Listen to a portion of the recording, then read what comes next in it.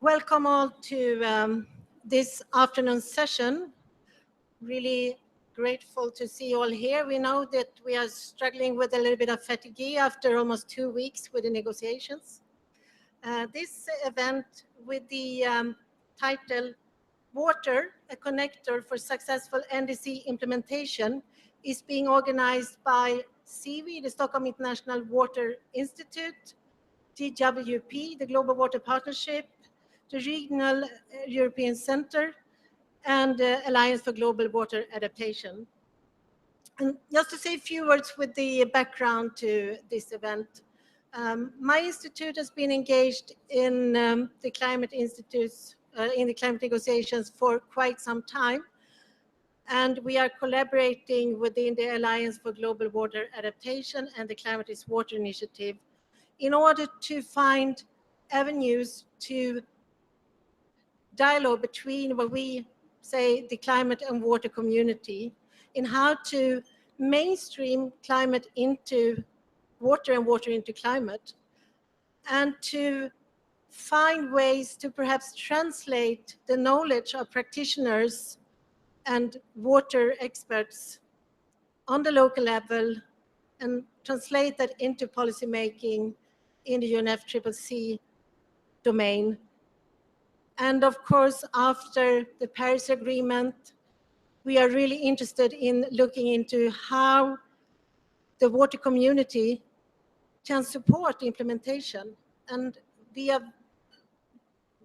vehicles, how can we make use of existing programs and vehicles that we have. And so, first of all, I think it's no news for this crowd that water is climate and climate is water.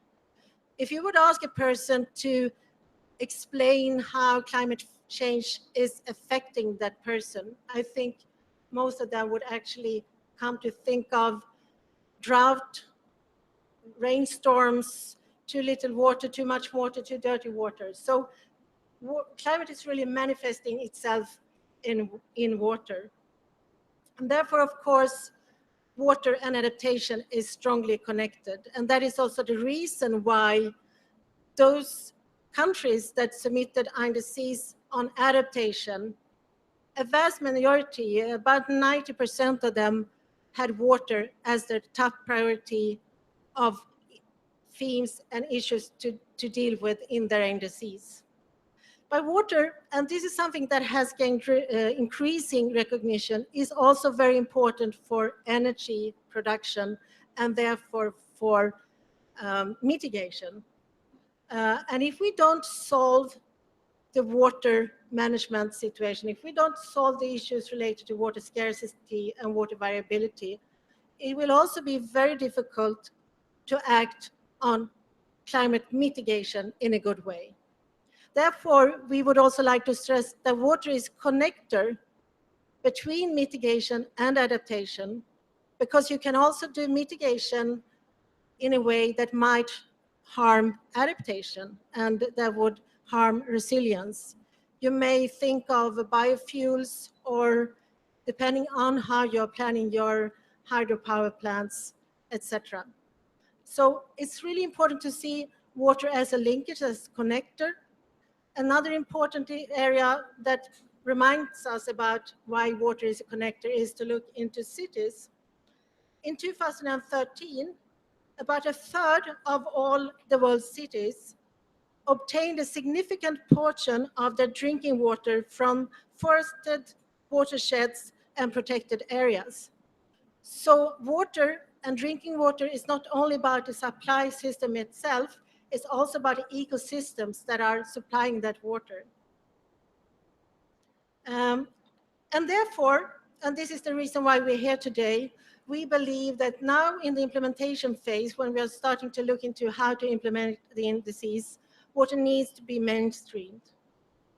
We also think that there's a number of other programs and mechanisms under the UNFCCC that should take water into account. Let me mention one, the loss and damage mechanism, for instance. If you are looking into what came out of Paris, what is also related to the Paris conference and also the Marrakesh conference, of course, the climate Global Climate Action Agenda is a very important area for the water community to engage and also to interact with other areas like energy, agriculture, infrastructure, etc. So both SIWI and AGWA have been very active in looking into the action agenda to see how we can contribute and collaborate. And we are also going to come back to that to the end of this session. The third issue that we need to look into is, of course, financing. And financing needs to be carried through in an efficient way. It also needs to reach out and support vulnerable and poor, low-resourced communities and countries. And of course, that is a very important issue to discuss how that can be made in a good way. It is really key to strengthen the capacities of local stakeholders, including the civil society, in order to facilitate access to climate fundings. And we also think it's important to look into how new and innovative funding sources can be played out in this context. Also, how we can find good collaboration between private and public sectors, and how we can develop the Global Climate Fund and Adaptation Fund. So therefore, we have a number of themes that we would like to address in this side event. We would like to, firstly, the first panel is going to address the theme of opportunities and challenges that exist for successful implementation of NDCs and how they link up with the NAPs. The second theme will be to discuss how to achieve climate resilience investments and financing. And the third one will be how to further the dialogue between non-state actors and the governments in doing this. And since I forgot it from the beginning, my name is Karin Lexén, and I'm the director for the World Water Week and International Policy at SIWI, the Stockholm International Water Institute. So this event is organized by a number of organizations, and I'm very pleased to introduce to you one of our collaborators in organizing this, who is the Deputy Executive Director of the Regional Environmental Center, Micha Tirio, to say a few welcoming words. You have the floor.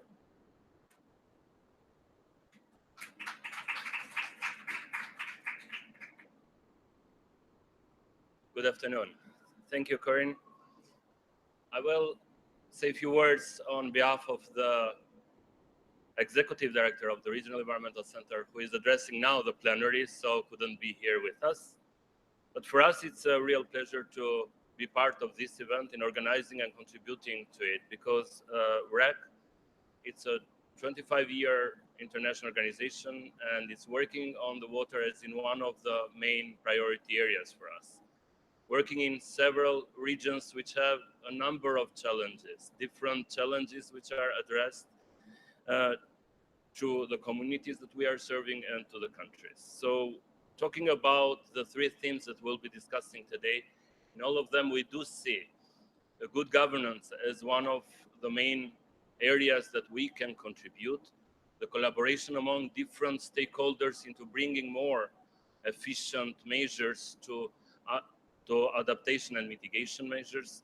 And we see also water as one of the natural resources which is much more prone to the climate change, and it's coming daily. We have regions that we are under floods even those days, or we have regions that we are serving that have critical long periods of droughts.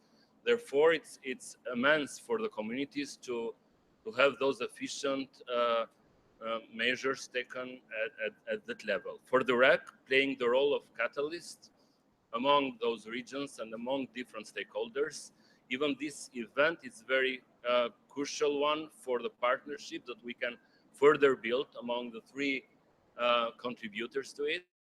So we are happy to have here a group of REC experts to contribute and to bring our views as a Regional Environmental Center to this side event. Thank you.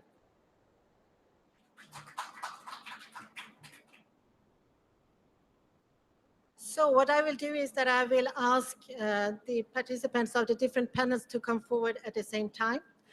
And for the first panel, as you know, negotiations are going on. It's not so easy to predict exactly what would happen. So we had two very late regrets, and that was the Burkina Faso Minister on the Environment and also Professor Nishat from Bangladesh. But we are very happy to have with us Lars Ronhus, who is the climate ambassador from Sweden, with a long experience from Africa too. So maybe you can represent that continent a little bit as well. We also have Professor Hessam Bekwit, who is a professor from EU. And we have Susanna Ivani, who I believe will present a case from Hungary. So could you please, all three of you, come forward? And I will ask you to give us, and you can sit wherever you know. I know that the ambassador needs to leave at a certain point to support his minister, so maybe you shouldn't sit in the middle, but to one end. We're glad that you are here, and we understand that you will need to leave after a while.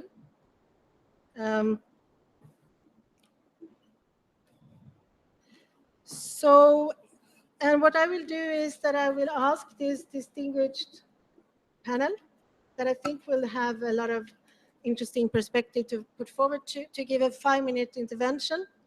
And since they are 3 and not 5, we might have the possibility for 1 or 2 questions before we turn to the next panel.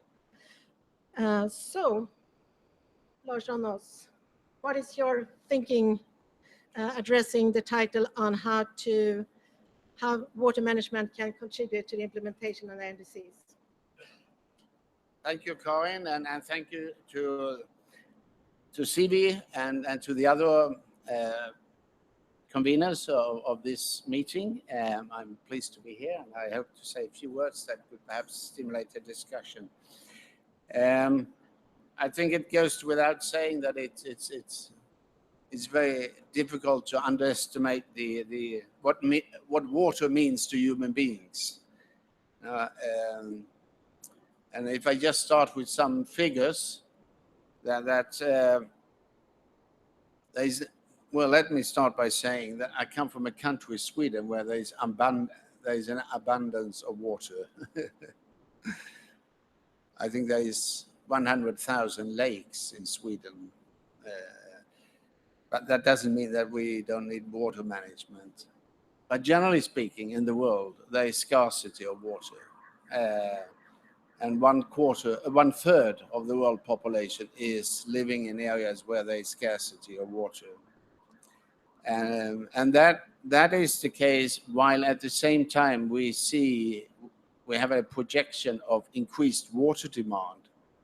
Water demand is expected to go up by 55% between 2000 and for the next, from 2000, well, that's 15 years back, up until 2050. So you have a situation where there's scarcity of water and there's even more demand of water. And of course, all of this calls for proper water management. I think that's a topic that needs to be addressed. Scarcity is a source of conflict. You know? We know that. So we need to address it also from a security perspective. When there's scarcity of resources, those societies are prone to move into conflicts. But we also know that water affects the life of people, no? From just collecting water for the daily use, and also for people generally. You know? So I think what Karin was saying here in her introduction, that water really links the climate issue, the environmental issue, and the human society together. So what is there to address? Now, water, I think one of the characteristics is, of course, that water is being used and often passed on to others for being used again, which is, I think, an imperative for collaboration. Either be it within the water in a city, or if you're talking about rivers. No. Water is being passed on, so you need to use it. And water is being used in a whole range of sectors. Let it be irrigation, could be for hydropower, it could be used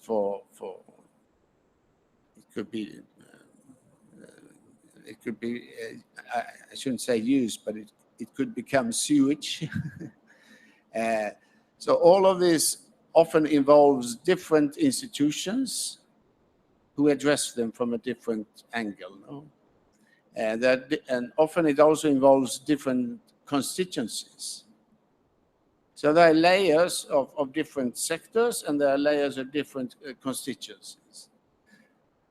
And which makes it even more important to find ways of collaboration. And you have the institutional issues that needs to be addressed. I just want to say two words about a very successful project that I know about. I spent a number of years in Southern Africa, and that is the Zambezi River Authority, where countries, neighboring countries, all the countries who border to the Zambezi rivers have set up a separate authority to deal with these issues. And I think it's something that could be looked at for other countries as well. We also have the Nile River Basin initiative. And my final point would be, yes, we're here at a climate meeting, and we're talking about water as part of the climate, but you have to address it, I think, from a development perspective. You know? In as much as the Agenda 2030 and the Paris Agenda are two sides of the same coin, water needs to be addressed from a development perspective, which means addressing institutional issues, addressing conflict of interests, and of course, resources. So that's why I'm very pleased to see that my government has contributed so much to the adaptation funds, or the adaptation part of the whole climate financing system that is there. My minister just 2 hours ago announced that we will be contributing another 100 million Swedish kronor. Well, that's roughly 10 million euro to the adaptation fund, which just shows how committed we are to international collaboration on this. And I think that the launch of the NDC partnership the other day also speaks for something that could be built on. So I think I conclude by that, and open to any questions later on. Thank you. Thank you very much. And that was almost on time, 5 minutes. It was 2 seconds more. So that was fantastic. Thank you very much for that. And we look forward to collaborate with you and see how we can contribute, because we know that Sweden is also looking much into the NDCs and how to develop that, and maybe to build capacity among stakeholders and so. So looking forward to coming back to that later on. Should we look into Egypt, perhaps, Professor, and see if you have some perspectives on the theme? Okay. Thank you very much for this floor. So I'm coming from the other side. We are one of the most arable areas, very dry. So the other side from the coin. It gives me great pleasure to be here with you to share some points, and my interventions will be a little bit about the climate change effects on Egypt and the role of water as a connector. So with the climate changing and the effects coming more and more in Egypt, and is already felt, and it's not more about the results or predictions. As the climate is changing affects. We already lost about 3.1 kilometers from Rosetta branch due to sea level rise, and about 1.5 kilometers from the Damietta branch from the Nile, also due to sea water rise and erosions. Also, the temperatures, recorded temperature in the last 20 years revealed that we are experiencing increase in temperature about 0.5 centigrade. So with this, the climate change is hitting all the sectors, economically, social, and different sectors. And the main common factors is the water that's connecting all these sectors. For example, if we look to the agriculture sector and food security, Egypt, based on the last report of IPCC, is expecting to have a reduction in two major crops, wheat and maize, in a percentage like 15 to 19%. And this percentage might be increased without adaptation. Also, we are experiencing to have a reduction from 12 to 15% from most fertile arable lands in Nile Delta due to sea level rise and saltwater intrusion. Other side in Egypt, also the coastal zone, which is very highly impacted and vulnerable to the climate change. And the UNEB studies and other studies has reported a lot of risk to these zones, which is considered one of the highest risk in Egypt. And the impacts includes the destruction of the sandy dunes that are protecting the northern lake and lagoons. These lagoons contain 1/3 of the fish catches of Egypt. So all this wealth will be in danger due to the sea level rise. Also, the lowland in the delta are vulnerable to the sea level rise, and UNEB study showed that it may reach up to 4,500 kilometers square that will be affected, and about 6 million persons, which means that we have a lot of challenges to accommodate all these people and with the migrations of these peoples and to cope with this climate change effect. And the water is also, again, is the issue here. Looking for the rainfall, although we are very, very dry country from Cairo all the way all the south, we almost receive zero rainfall, but we experiencing in the last few years extreme event on the coastal side, while we are seeing high flash floods, high intensity for small periods. So this make a big question mark about storm and flood management, and also the capacity of infrastructures that need to be reconsidered with the climates. The Nile flow also another issue. We are totally dependent on the Nile, 97%, and the climate change will add a lot of uncertainty about the flow and rains in the Niles. So with all these threats, Egypt started to put their NDC to adapt with these threats. And among the activities that have been already conducted, we are doing some improvement for irrigation and drainage system and changing some cropping pattern. We are working on desalinations. We are working on rainwater harvesting, some development in the treated wastewater recycling, and also the Ministry of Water Resource and Irrigation doing some rehabilitation work for all the structure on the Nile to cope with the climate change. And although Egypt also having with the extreme event, we are doing putting a lot of money to protect the people. Last year, 2015, we put about 500 million Egyptian pound, and this year 1 billion Egyptian pounds, and still this is not enough to protect the people. Also, the coastal flood protection works have been working already in Rosetta, Batlim, Alexandria, and more work to be done.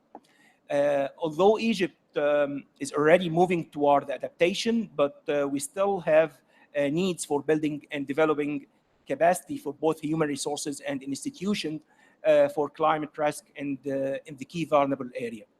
And here, one of the issues that is very critical to the capacity building is the exchange of the knowledge between the MENA region or the countries that is sharing the same basin and the same type of problems, issues in the water resources.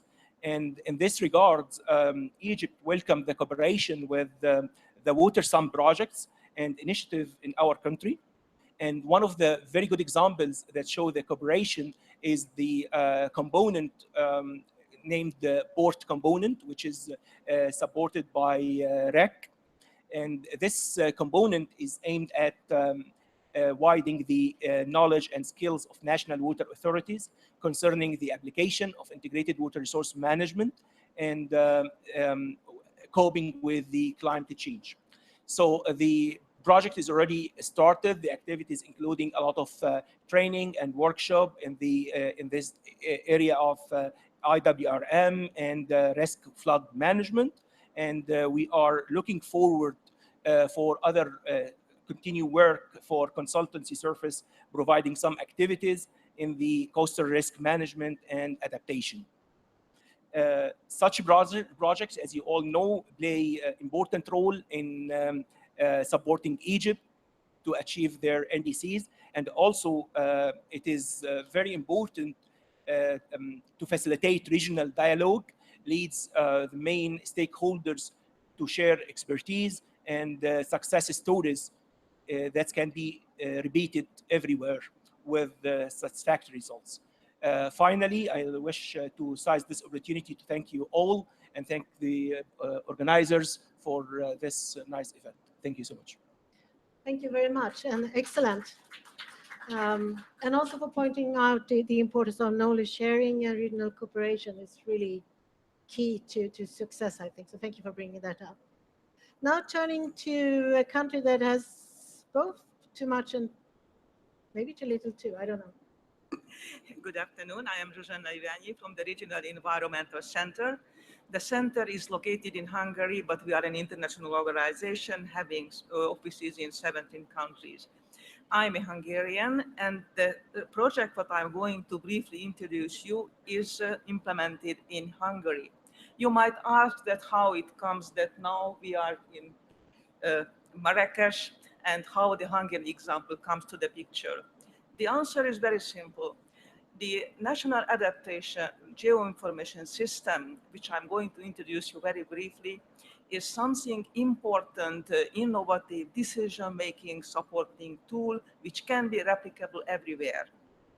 When we are talking about adaptation, there are two main issues usually. One is financing, and I think we will address it separately. And it's very obvious that without proper financing, the adaptation issues, especially in the developing world, cannot be solved. But also in other countries where the financial issues are not so severe, there is also a need to invest more and spend more money for adaptation. As far as I know, still on global average, the 80% of the money goes for mitigation purposes and only 20% goes for adaptation. I think a more balanced approach would be needed in the future. So going back to why this National Adaptation Geoinformation System might be important information for you is for the following reasons. The other issue in addition to financing is the lack of proper data. When adaptation actions, policies, strategies are being developed, it's very important to have scientifically reliable, sound data, and that is what we usually miss. And I also would like to emphasize that there is one important element of the adaptation issues, and this is the local character. Even in Hungary, which is a kind of small country, there are big differences in the eastern and western part. The western part is more or less giving precipitation enough, but the projection shows that in the eastern part we are facing with huge problems of droughts. So the adaptation, in order to tackle it successfully, need locally based data. And the National Adaptation Geoinformation System, which was recently developed for Hungary, is just addressing these issues. How the system looks like.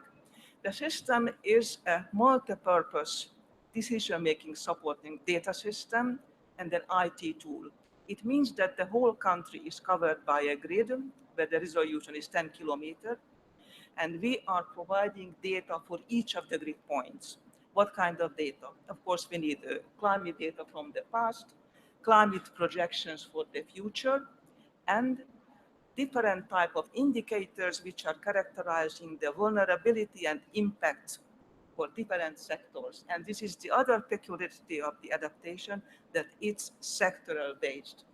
We need different indicators for water sector, different for instance, forestry, and one of the most important, of course, is water. That's why we came here. So what we did, we made some methodological analysis to identify that what are these most important indicators characterizing the impacts and vulnerability for different sectors. For instance, for the water, we provided close to 200 data layers and 100 maps indicating data like groundwater stock, the amount, the level of groundwater, the drinking water access, surface water, the infiltration, and the drought indexes. All these kind of informations are available in two ways. Once maps are available, it's a kind of visualized system. It's easy to understand the kind of qualitative information, but at the same time, all the figures, the concrete data are stored into the system. So all in all, the whole system, which is in operation right now and available, I can inform you later on the website if you are interested in it. It's available for public use and providing all kind of adaptation-related information for sectoral and local assessment of vulnerability and climate change. Do I have 1 more minute or no? You have one more minute. Okay, 1 more 50 minute. seconds Just I would like to say one sentence that how the system can be successful. It's very important to have one assigned organization, institution, which has the right to collect all this data and to operate and maintain the system. So this happened in Hungary. There is a governmental decree that the system is authorized to use by one of the institutions. And it's also an excellent example of cooperation of different institutions, since it's sectoral, so it's also providing institutional governmental cooperation within Hungary. Thank you. Thank you. That was worth that minute, I think. So thank you very much. Thank you. And thank you for, I think it's time to also realize that water and adaptation is something for developed countries to look into. Absolutely. And even in Sweden, I would say, like, as if like Stockholm will face severe problem with climate change too, with different, even though we are sort of, I'm also from Sweden, we grew up thinking that water was not a problem to Sweden, but I think we increasingly will see that it's a problem also to us. And we've seen with the droughts in California, we've seen a lot of examples in the United States and in Europe, floodings in Europe, that it's not only, it's a very important problem for developing countries and poor countries, but it's also a very important problem for richer countries. So thank you for pointing that out. And I think it was good to have a European country as an example. So thank you so much. I know that Ambassador needs to leave. Please tell your minister that water is important for what she's doing, and thereby we let you go. And if you would have 1 or 2 questions to our Hungarian and Egypt panelists, there's time for that. Yes, please. I don't know if we have a mic. Maybe I promised too much, but if you stand up and speak loud, it might work anyway.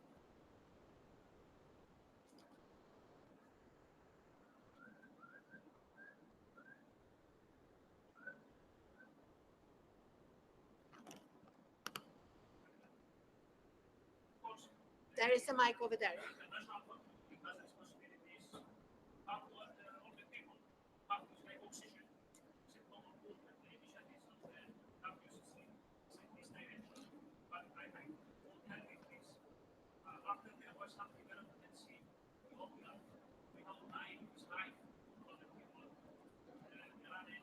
Consequences on the farmers about the clean water for the people living in Egypt and all the countries coming from from Uganda up to Egypt, since water is very important.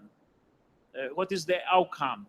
And now, how many people do you think that, for example, in Egypt or in Africa are away to have clean water?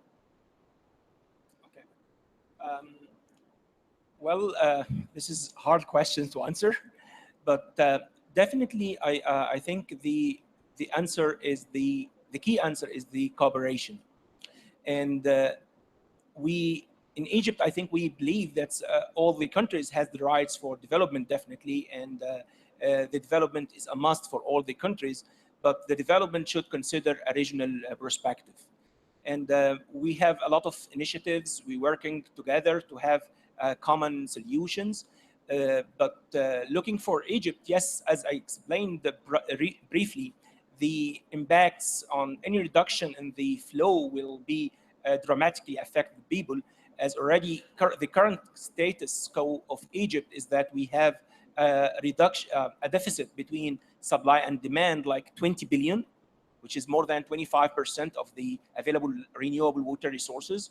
And we trying to cope this from recycling treated wastewater. And here the water quality becomes an issue. So Egypt is very, very sensitive to any reduction in flow.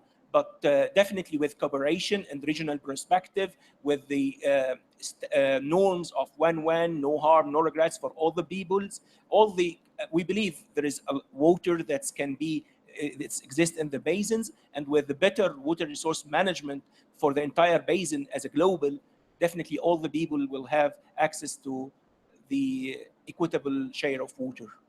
Thank you. Thank you very much. And I think this also points out that water is not only a risk when it comes to conflicts, it's also a tool for collaboration and very important tool for that. So I think this is how my institute often would like to perceive it, that we see water resources management as a very important vehicle for really collaborate, because we all need water. So thank you very much for pointing that out. And thank you to these panelists and panels. So.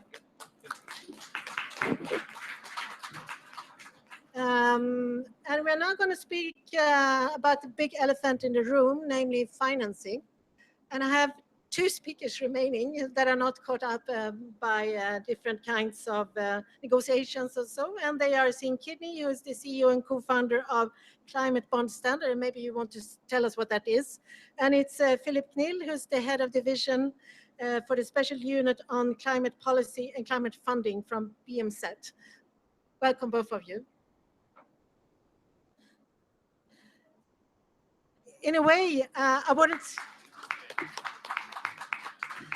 say that I'm happy that we had drop-ups, but we have a tendency to fill our panels with too many people. So now that we have two, we might have time to look a little bit deeper into some of the issues that we would like to discuss. So I'd like to start with you, Philip, to look into, well, issue around climate financing, of course. And we believe, we hope, it must be that climate financing is expected to increase, and we also hope that a larger share will go to adaptation. At the same time, we do face a problem with vulnerable and lower resource communities and countries that don't have capacity to access climate finance, and they don't have enough of capacity for bankable projects. So to begin with, I'd raise the first issue with you, and maybe you'd like to begin with some kind of reflection on the subject as such. But I would also like to ask you how we can make sure that also low-resource communities can access the climate funds that are out there. Yes, thank you very much for inviting us, for inviting me to this panel. Again, I'm Philip Knill, head of division of the German Development Ministry. And actually, we are very happy to be here in Marrakesh and trying to link up the issues of climate change and the overall development, sustainable development agenda in this conference, and actually going home and trying to apply lessons learned and trying to do a better job with our partners worldwide. First of all, climate finance, it is the elephant in the room, that's correct. But still, we need to look at it, I think, in a very differentiated way. Maybe for a start, water is a very, very important part of the climate change discussions, as much on the adaptation side, actually, as well as some important linkages are there also on the mitigation side.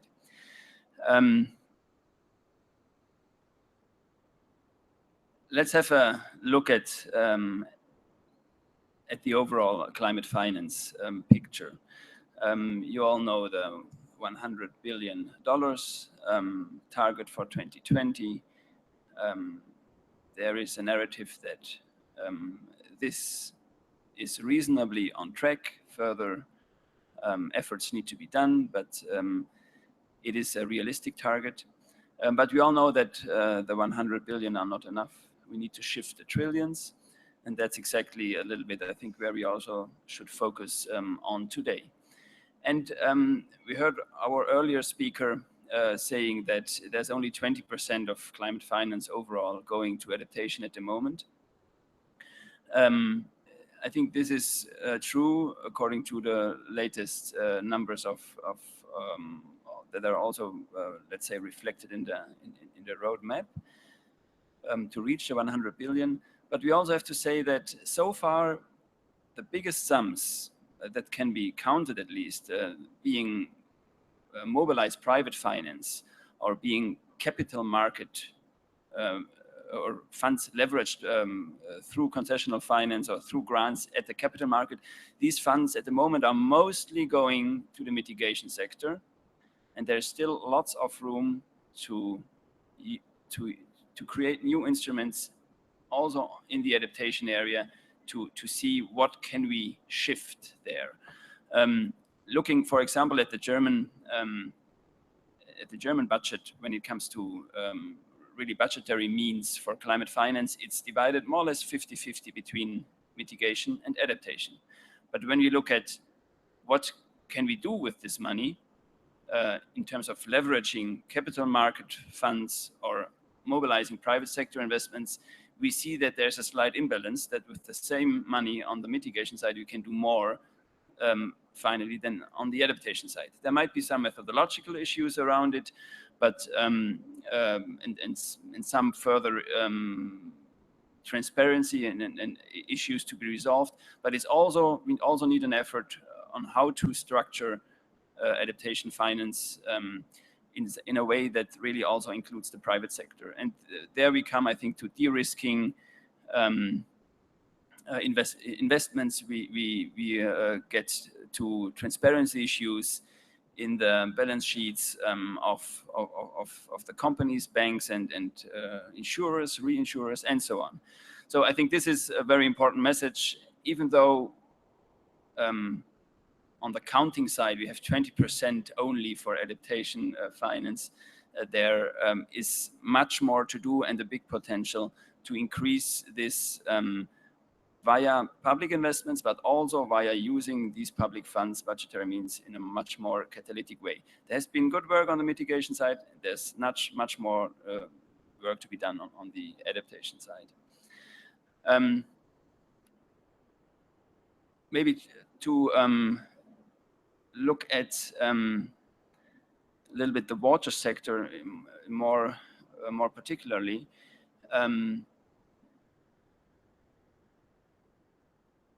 Water, for sure, comes in many sectors and is very much linked to climate change. Now, however, we need to look clearly at the issue. We can't just declare everything which has to do with water as being climate relevant, but then we need to work much more on the methodologies and on the science part, how we really link this to climate change and how it can really be dealt with in projects in that way. Also on the practical, on the practitioner side, we have been, for example, working in Tanzania on with the water ministry and with the management, with the National Environment Management Council on water and climate finance issues in the context of promoting climate finance readiness, actually, towards the global, the Green Climate Fund and other climate funds worldwide. And there the important issue is maybe twofold. First of all, there was important work on looking at the institutions at the country level, the water ministry itself,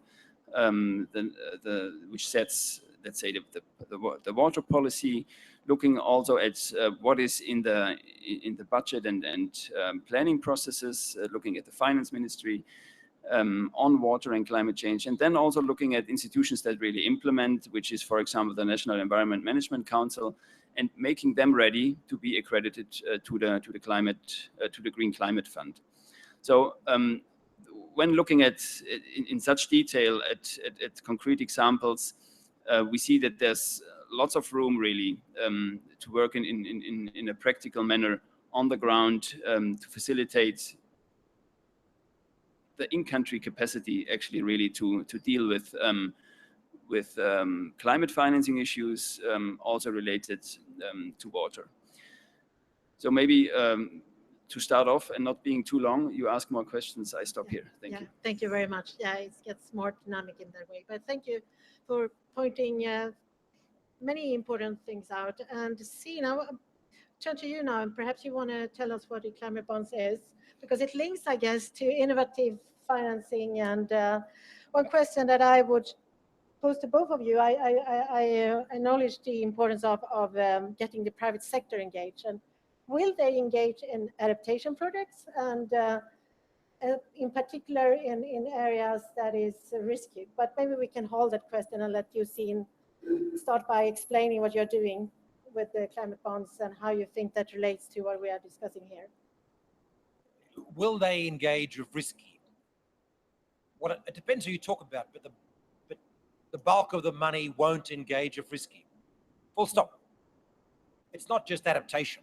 It's mitigation. The bulk of what we have to do in mitigation is risky. It's risky if only because of the extraordinary scale of what we have to do. There is no credit history for this to allow people to develop Standard & Poor's and Moody's, to develop credit ratings for the vast projects we have to deliver in the next 15 years to avert catastrophic climate change and to adapt to what we've already got in. So no, we're not going to get that much private capital taking a risk on projects, but frankly, the bulk of what we have to do can be classed as infrastructure, and that never happens with infrastructure anyway. Infrastructure is mediated by government. Infrastructure we see around us, all around us, the cities we've built, where governments have decided for policy priority reasons to build transport, to build freeways, unfortunately, to build water infrastructure, and then they find ways to make it attractive to private capital. That's all it is. It's a very simple formula. Very simple. Of course, there's like getting into an electric car, it's complicated under the hood. But it's not old, so it's not new financial technology, it's old financial technology. We use guarantees, we use guaranteed pricing mechanisms of all sorts. We use development finance institutions. There's a bunch of things that we know how to do, and that's how we make this transition. Look, a green bond or a climate bond is simply a debt instrument, a loan, if you like, where the money only goes to qualifying green instruments. It's a climate change focused marketing theme for debt. It's an attempt to try and shift sentiment about this. We're an NGO based in London. We work in all around the world, China, India, Brazil, to grow green debt capital markets and to move capital. So what we work on first is the narrative. So we've been stuck for the last 25 years in a bit of a negative narrative when it comes to climate change. We've been talking about the price of carbon. We've been talking about the burden on society. I mean, don't get me wrong. There's something with the mic that doesn't work. You have a loud voice, but it's... Ça va? Yeah. We've been stuck for 25 years with a narrative of burden. For good reason. This looks like a real burden that we're going into. In fact, if we don't address climate change, the burden is utterly catastrophic for our children and our grandchildren. But we need to turn this narrative around if we're going to get money moving. Unfortunately, that's the way it works. And we ourselves need to get hope in the face of this catastrophe that we're currently heading towards. So an example of the narrative we talk about. First, we say this COP is about 2 degrees and 1.5 degrees implementation. This is not minor stuff. 1.5, for example, effectively means stopping all carbon tomorrow. Not going to happen, but that's exactly what the ambition is. Signed into treaty, remember that. 2 degrees means a very rapid decarbonisation scenario.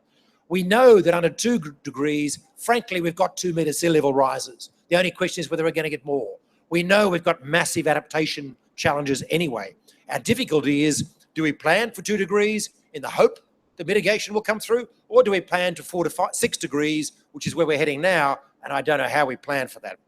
That's the first part. The second part is, to address 2 degrees, it's largely about infrastructure, according to the IEA. There are many areas we can't, but we'll come back to that in a minute. Infrastructure can be made investable. In fact, it is always made investable by governments.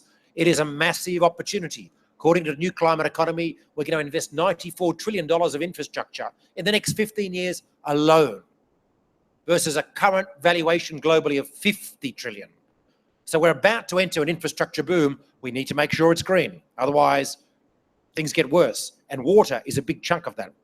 The second thing is, this is going to require a lot of private capital. Public capital cannot do this. It's too big. The private capital we have is pension funds and insurance funds, about 100 trillion globally. We have the capital. There is more capital now on the planet than ever before. It wants green. $60 trillion of that capital at the UN Climate Summit said, climate change is the biggest threat to our portfolios. Help us, give us deals we can invest in that are climate relevant. The insurance industry said they want climate smart investments, including adaptation, and they were willing to promise Ban Ki-moon that they would multiply by 10 their climate smart investments by 2020. They're hunting for deals. There aren't enough deals around. So we kind of have the investors around. That's the narrative we want to look at. The agenda, of course, is a bit more complicated. We still have room to go on switching sentiment to opportunity. If we address this challenge, we only address it with a wartime-style mobilization of resources, of business, of private sector, of public sector, into the kinds of investments we have to make. Like in a wartime, this means an incredible amount of work to be done, and an incredible amount of capital to be deployed, and an incredible amount of money to be made by infrastructure developers in Zambia, in Brazil, in Indonesia, as these projects go rolled out. We need to make clear that the switch to green we need to make will deliver opportunities for growth for these companies. I'm going to put aside the anti-growth agenda for a minute. It doesn't fly in India, unfortunately. One, we need more government signaling to support this. We need more what China has been doing in the last year. It's brought green finance into the G20. We saw G20 finance ministers and then leaders after that make statements this year that green finance, green bonds, addressing climate change has to become central to the world economy. Whoa, that is a revolution. That is, I mean, who would have thought the G20 is saying it? Even Russia signed. And I probably have to say now, even the US signed, but anyway. So that's a kind of signaling we want. That is trickling down to other countries. I mean, India now has, thanks to the new government, enormous ambition, not just in clean energy, but in water. The Ganges Basin Water Project, early days yet, but it is vast. That's what we need, and India needs it for resilience. And then, of course, Nigeria has announced, President Buhari announced a few weeks ago, a green finance strategy for Nigeria. This is a petro-state. Now, God, something's happening, right? If a petro-state is announcing green. We soon have to get Philip to get into this. You're gearing up. Let me give him a lead in. Let me give it a lead in. So the last thing we still need, though, is we need NCDs now. My challenge to COP, to the high-level meeting yesterday, was that countries now need to continue the switching by taking NCDs and converting them into capital-raising plans, industrial transition plans. 2017 needs to be the COP of capital-raising plans, and that's adaptation as well as mitigation. Look, there's a bunch of stuff we need to do to recalibrate our financial system underneath that, but that's engineering that we actually know how to do. We can go into detail about it. We do need to bring projects. We need to be very inventive about water projects to make sure that they're investable, because we are going to be, the public money we have is going to be stretched dealing with crisis after crisis after crisis. Water utility projects in China are now getting revenue from consumers because they're so fed up with not having clean water. This is part of a change in China to bring private capital on the back of that into creating water utilities. We can do it with property developments around adaptation. Lagos has a gated city that should have been done with a license to build a seawall along lagoon. It didn't do it. When the rich build property by the sea, they need to pay for the sea walls to protect the poor that are inland of the lagoon. This can be done. Models like that. I'm getting into the detail. The key thing is there is the money there. Thank you very much. So there is hope. I think there are a lot of things for you to comment on here, Philip, but I think the discussion about green infrastructure, I'm not an economist, and that is good in a way because I might pose questions that other people in the audience that are not economists would understand. So, but linking up with the green infrastructure, Sin is claiming that's a public affair, basically, and linking that then perhaps also a little bit to NDCs, and so if you'd like to comment on that. Yes, thank you. Maybe first of all on the issue of de-risking, leveraging, let's say, or mobilizing the private sector and capital markets and institutional investors. There's a political side to it and an implementation side to it. Germany is going into the G20 presidency starting in December, and actually we do have the intention to talk about climate change and many related issues there. And one of these issues is for sure green finance. And already during the Chinese presidency, there has been interesting progress. There has been discussions also in the action plan on the Agenda 2030 on infrastructure and how to green it, how to make it green. And I think we would like to follow up on this one.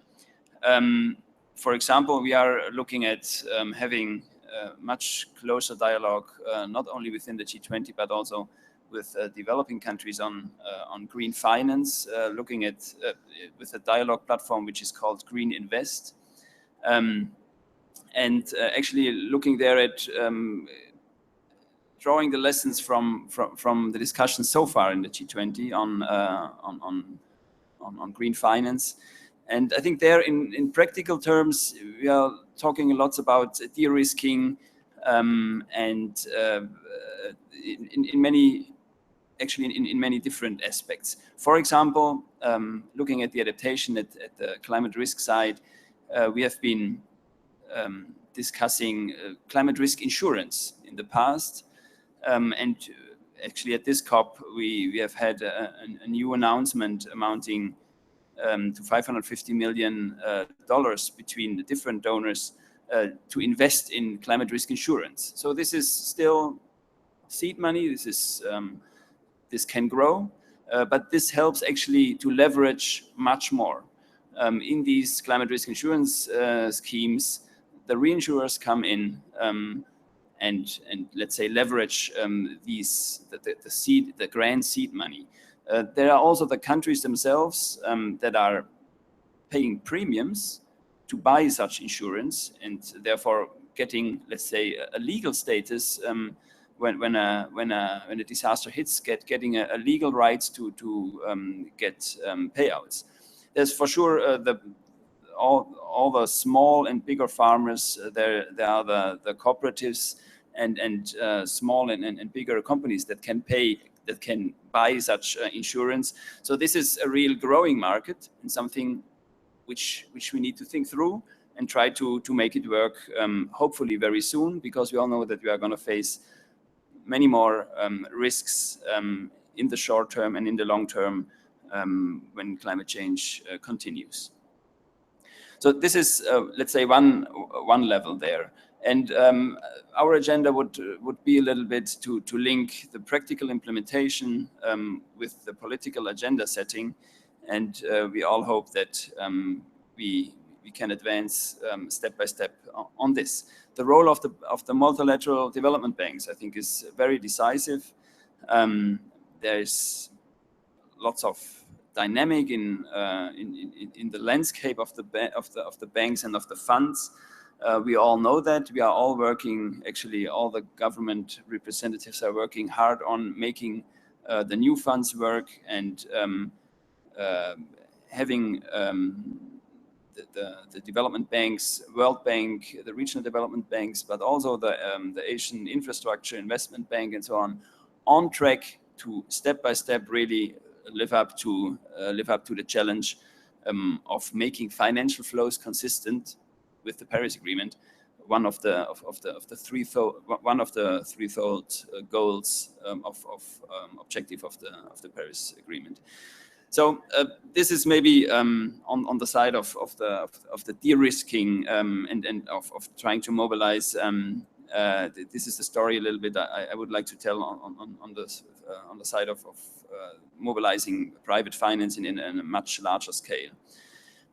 Secondly, maybe on the NDCs, on the nationally determined contributions. We all know they are the heart of the Paris Agreement, and we need to make them come true. Let's say we need to implement what is there, for then also being able to increase the ambition in a second and a third step. When we look at water, it is very interesting actually in these nationally determined contributions. 84% of the adaptation components in the NDCs contain water as an issue there. It's the #1 issue on adaptation. It's only followed by agriculture, 77%, and health, 62%. So this little bit tells a story about what is the priority for the countries on the ground on climate change and water. And we can definitely say on the adaptation side, it's a huge priority. Now, what can we do with the NDCs here? And actually, I just see our colleague from France coming in, so that's the right moment when I'm starting to talk about NDCs and NDC partnership. You all know yesterday there was a launch of the NDC of an NDC partnership, already having 40 partners on board, 20 developing countries, about 12 developed countries, and the big multilateral institutions, World Bank, and United Nations system. So we are trying to form together, let's say, an alliance to promote the political will and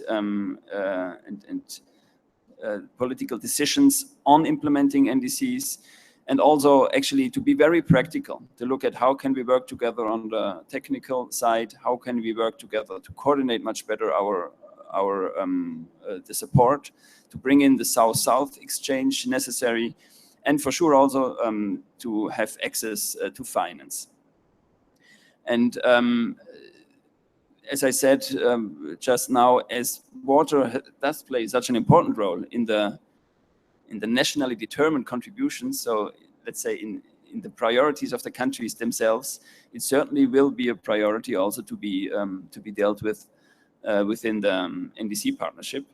Actually, there's discussions about how to nail it down, let's say, in a conceptual ways, and there might be thematic groups dealing with water within the partnership.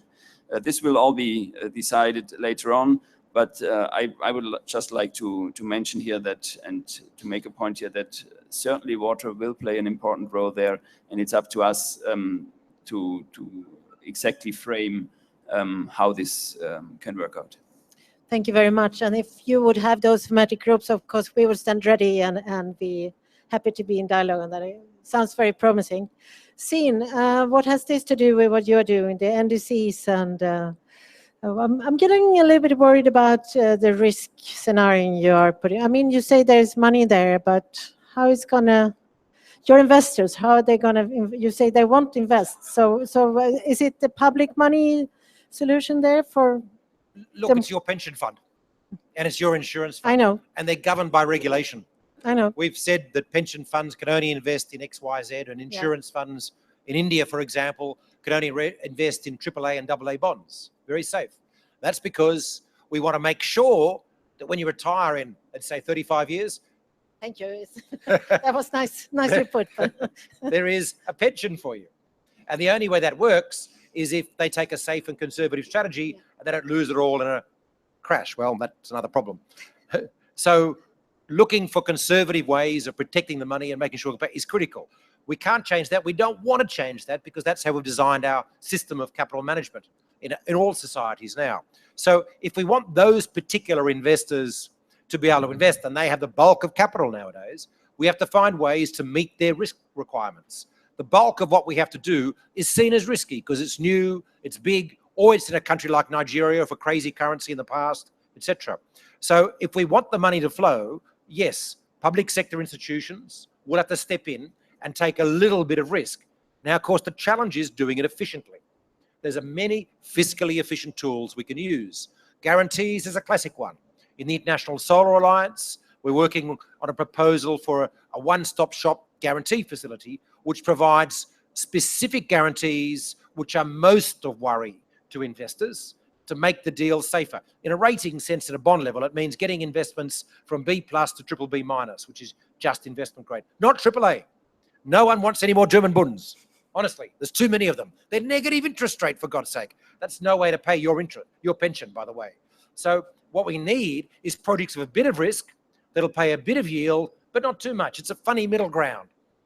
Development finance institutions are the engineers to make sure product comes in at a spot where investors will just buy it. You know, there's a book by Richard Thaler called Nudge about behavioral economics. There's a wonderful scene in it when he talks about a possible way of tackling dietary problems in the US.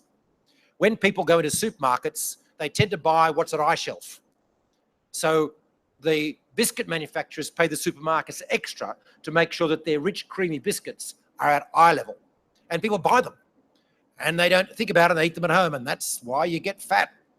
Now, if we could find a way to get lettuce at eye level, people would probably just buy lettuce. That's the way it works. What we needed is the development finance institutions to be the one to making sure that the eye level product is green product that investors want to buy. They're already biased towards green. They're already concerned about long-term risk, but they can't easily find the product and they don't have big due diligence capability. So think about that. All a development finance institution is doing is lifting the product up a couple of shelves to put it in front of their eyes. We know how to do that. This is old financial technology. KfW's done a bit of it, but we're not doing it enough. At the moment, we're doing 100% loans to all sorts of things. We're not stretching our capital, focusing on lifting up enough so that pension funds will buy it. And remember, global interest rates are unheard of low rates. So a BBB bond is still a very low rate compared to 6 years ago or 8 years ago. It's still an incredibly attractive rate. We don't need everything to be 100% guaranteed by KfW. Please, KfW, change your model. Start crowding in more private capital. And the same applies, of course, to development institutions. So that's the basic principle. Now, we can bring up the engineers to talk about the complexities separately. But the point is there are engineers. We know how to deal with the complexities. What we don't have is projects ready to go. So this is a new situation. The new situation is availability of capital and the low interest rates and the urgency. These are new things. What we have is a whole bunch of great ideas, many of which are still being funded by aid agencies and now need to be made financially viable. In Southern Africa, for example, there are many $1 million plus aid agency projects that could be constructed to be financially viable with help from KfW or EIB, would attract some private capital. But there's a lack of technical capability on the ground. There's a lack of financial or project engineering, if you like, to do that. And that's kind of where aid needs to be refocused at the moment, to try and design things so the capital will flow. Yeah. Okay, thank you very much. I was thinking maybe not retiring could be a solution. Then you can use the pension funds for... That's a fantastic offer on your part. I'll pass it on to your pension fund. Thank you very much. So it's been great to have you both, and we are almost at the time for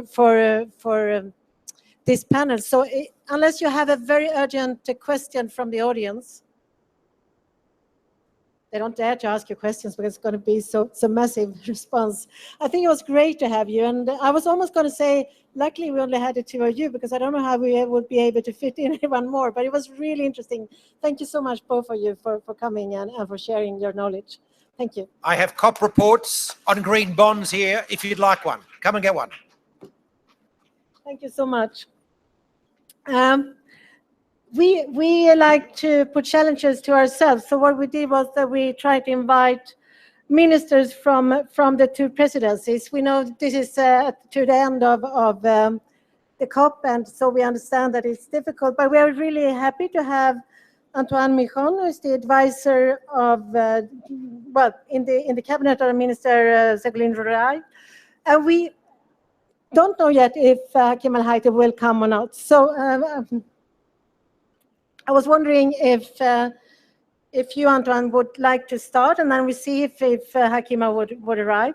And I think that what we also would like to hear from you here, in addition to commenting what you've heard, is how would you foresee the collaboration between non-state actors and the governments? And as you know, we have been very much engaged in the climate action agenda. So your thoughts on that would be appreciated.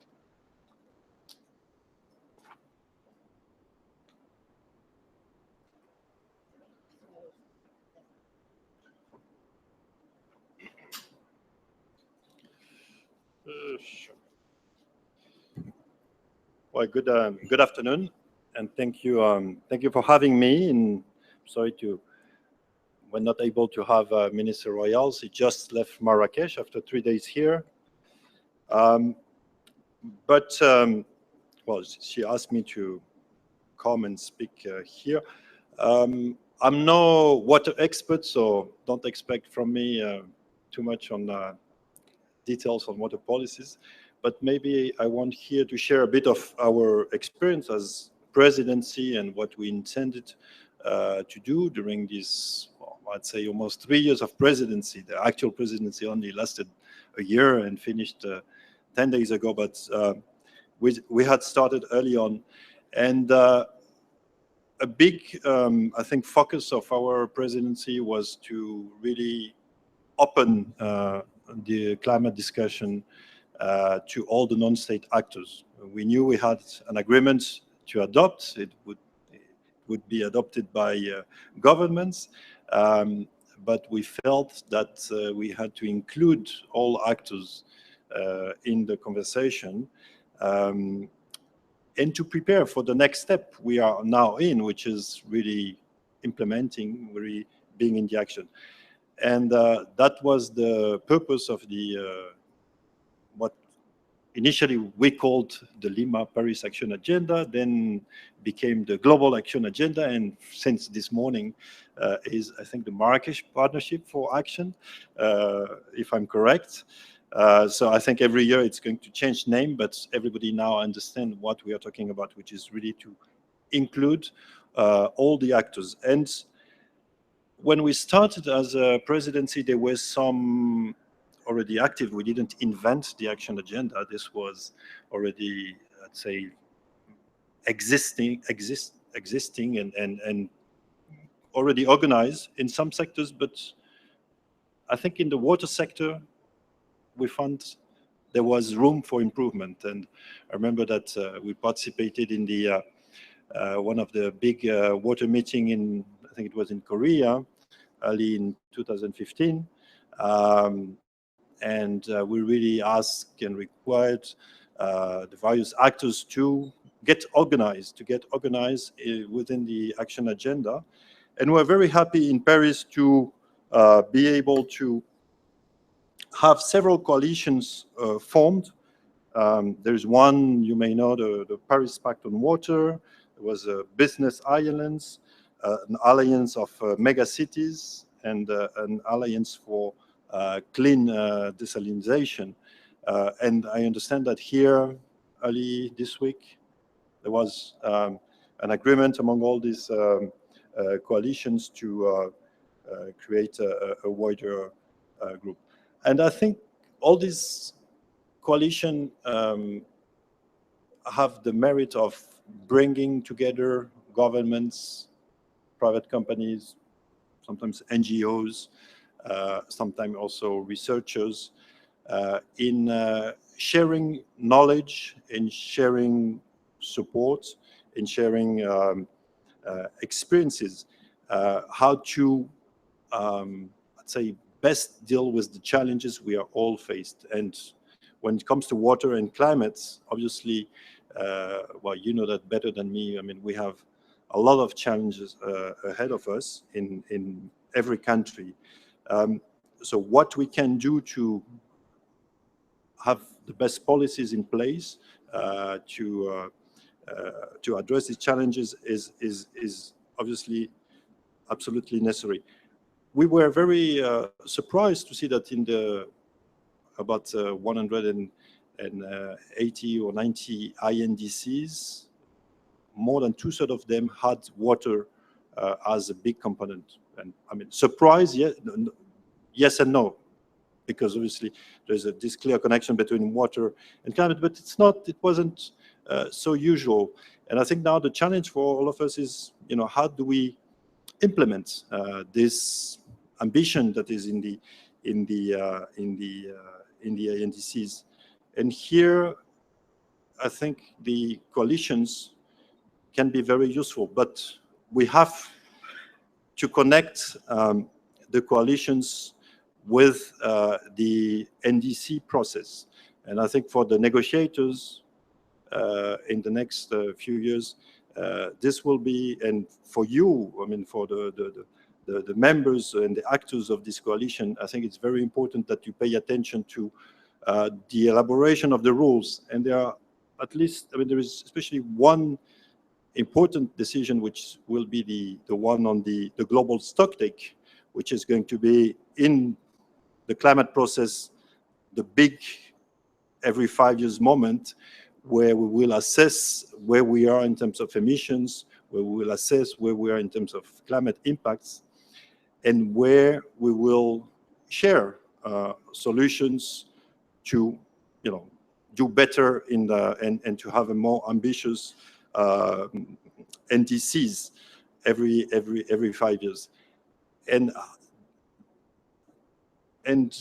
this is going to be a process elaboration, and we have to make sure that it's a moment when non-state actors can actively talk to government, share the solutions, share the best practice, because we are at, we have no time to waste, and it is essential that the best solutions be immediately shared and implemented.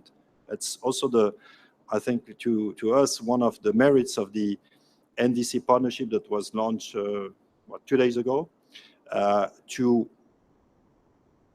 in these coalitions of donors, multi-donor donors, bilateral donors, and recipient countries, identify what work best and create knowledge tools that we will share among partners, so that, let's say, every euro or every dollar that we will put in support for these policies has the maximal impact in terms of, climate mitigation and for water climate adaptation. But one of the challenges we are faced with today also is, and I think a previous speaker also mentioned that, is often the lack of adaptation projects. And in the next few years, I think we will have to put a big focus on developing adaptation projects. That's something we have identified as a priority for our assistance, and we have launched here in Marrakesh a new facility for NDC implementation as part of the effort of the French Agency for Development, where we will help countries transform the NDC, what is today just a plan, an NDC, into public policies, into investment plans, and especially with a focus on adaptation projects, which we realize is obviously a bit more difficult. And it is difficult also because often we lack the knowledge, and in many developing countries, the knowledge on water resources has to be developed, and especially in the context of increasing climate impacts, it's important to be able to assess what will be the consequences and the impacts. So we are in this, I'd say, new phase, new implementation phase. But what we feel here in Marrakesh, and I think, well, today with the launch of this new Marrakesh Partnership for Climate Action, is that we have sort of turned a corner. We are now in sort of in a world of, renewed and increased collaboration. I think many of the divisions that we found in the past and antagonisms that we found are behind us. And I think we've felt that there is a spirit of collaboration, of active implementation of the policies. And clearly water is one of the sectors that is going to be developed in the future. And we are very, very happy with that. Thank you very much.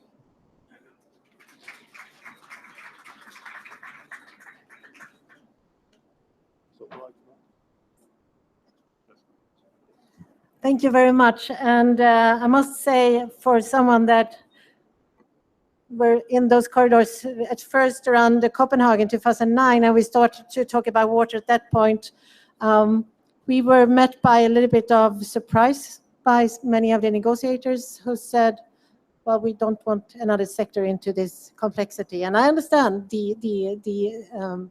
that, but still what we see today is a high recognition of the role of water. And I think the challenge to the water community is to come to you and to offer solutions, offer good examples. And we were also talking before about offer good projects that sets examples on how we can collaborate. So I think this is really about dialoguing, and also on behalf of all the organizers, the action agenda. I have to learn the new name. I haven't done that yet. But I think it's really important. I also appreciate that you say that it needs to be linked to the implementation of the NDCs. And I really think that the role of the non-state actors is crucial for implementation. So the dots needs to be linked, and we look forward to continue dialoguing on how we can contribute to that, and how we can set good examples. So thank you for coming, and thank you for saying this. I think I will have to accept that Minister El Haite is caught up. I mean, we knew, she said she wanted to come, and we talked to her, but we know it's extremely difficult this day. So I'd like to leave over for the other co-organizer of this event, Global Water Partnership, who has been a very close colleague for many years in trying to identify avenues for linking water and climate, also under the UNFCCC. So Ruth Bookman, who is the Executive Secretary of the Global Water Partnership in Southern Africa, would you please give us your final comments and conclusions of this event?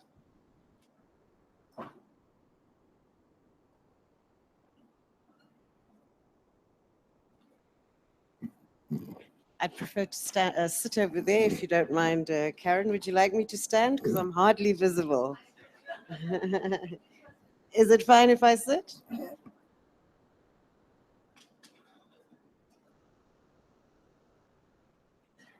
Is it on? First of all, thank you, Karen, for asking GWP to be a part of this. I'm only from the Southern African region, one of 13, but I have listened attentively to everything that has been discussed, and so happy that things seem to come together. And I'll say why I think things seem to come together. When we first started talking about water and climate way back a few years ago, really trying to bring water to the forefront of the climate change agenda, speaking so much about, from where we come from, integrated water resources management and adaptation, and that strong link with water. And we used to speak in early days of the 3 I's. And the 3 I's that were being referred to those days was information, institutions, investments, and actually there was another one, it was investments in infrastructure, which was the 4th one. And today, I think I've listened to all the presentations, including your opening remarks, Karen, and this is what we heard about being reiterated, but of course, much more depth and dialogue in this to take us forward from those initial concepts and our conceptual thinking in terms of how we play a role in the climate change arena as a water sector. So I think just to give you an overview of what we heard today, we heard, I think, first of all, of the impacts and how the impacts of climate change and how water and related sectors are so much affected. I think this brings up, first of all, when we talk about the impacts, by the way, I'm going to talk about 7 I's now in my closing. When we talk about the impacts, we're talking very much about the related sectors and the development agenda and the development impacts and our development challenges. So we spoke about water and food, we spoke about water and energy, and I think just by talking about water and its relation with the sectors brings us to our very strong recent development agenda. And I did hear it come up a little bit later in terms of the links with the NDC implementation and the linkages with the SDG framework and the 2030 agenda. So I think that is critical in our thinking when we talk about water, the connector, the NDCs, because water is critical to development. So that's the impact. We heard also about the importance of reliable data and information. And I think I need to say no more than that, but that we develop our plans and strategies of reliable data and information and putting useful tools together to help decision makers make their decisions for planning and for adaptation. Critical, I think, to what we've heard today is the role of institutions. We spoke about institutions and also non-state actors. We're speaking about engagement across different institutions, across the different sectors.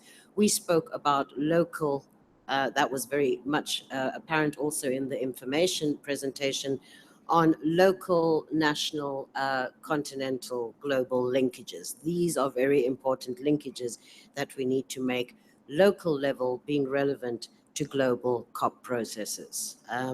So I think when we talk about the institutions, especially in the finance, it came up in the finance presentation, we're talking about institutions and we're talking about finance and we're talking about politics and we're also talking about practical implementation. And these are representing different types of institutions with whom we need to engage. And I would like to emphasize this point quite strongly, because when we're talking about institutions, we need to think about institutional mandate, and we need to think about at local, at national, at continental, at regional level, at global level, who has mandate and how do we support those who have mandate. So how the institutions and how we as supporting partners work with those mandated institutions. In NDCs, in this particular case, we're talking about the national governments and how they work together and how we work with those mandated institutions at the different levels to implement the NDCs and to adapt. In that institutions came the issue of capacity, and we all know that we desperately need stronger institutional capacity, especially, by the way, that was the 3rd I. The 4th I is coming now. We need institutional capacity if we really want to make proper investments and if we want to access the finance, given all these wonderful opportunities that we're hearing in terms of the green finance and the private sector engagement. So the investments and finance are critical. There's huge opportunities. You need the projects, but you need the capacity, and those institutions, those mandated institutions that you work with, obviously are key. Develop the capacity and let's help access the funds so that we can make use of these opportunities that are out there. And we need these funds for infrastructure, it could be green infrastructure too, because we need to implement, and of course we need to address those impacts and prepare ourselves. So I think there were 7 I's there if you didn't hear correctly, but I hope that I've done justice. I learned a tremendous amount from the session, and I'm really, I don't want to say happy because it's very challenging, but I do feel that there is tremendous progress, and I think that we mustn't lose sight of the development agendas and water, and that is the connector, the water in development and water in climate change. So thank you, Karen. I hope that I have summed up okay. I think it was excellent. I'm really, really impressed by your way of doing it. So thank you so much, Ruth, for doing it. Thank you. And thank you all for coming. I think I also learned a lot, and thank you to all the speakers. It's been really interesting. I wish you a good continuation of the day and the rest of the COP. Thank you so much.